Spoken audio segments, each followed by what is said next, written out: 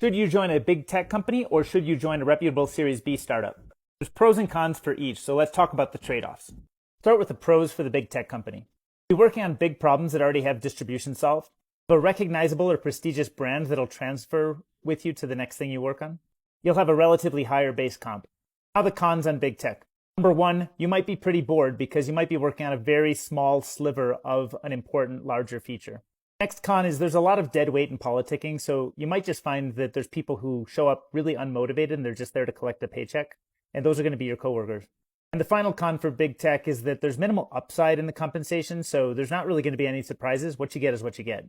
Now let's discuss a reputable Series B startup's pros. Growth of the company means growth in career opportunities. New departments getting formed, new product lines. If you just raise your hand and jump and say, I'm doing this, you can usually make a really big impact. It helps you grow your career a lot faster. This is probably the sweet spot in risk reward for the startup ecosystem where there's enough been de-risked from the seed stage in Series A that you've already got something working and hopefully inflecting, but there's still plenty of room to run for upside. And the people you're surrounded by are probably pretty focused on winning and everybody's kind of rowing together. So it's more likely that you're going to develop a great group of people that are going to be your network finding entrepreneurial opportunities for the next thing. The cons are you're almost certain to have much lower base comp.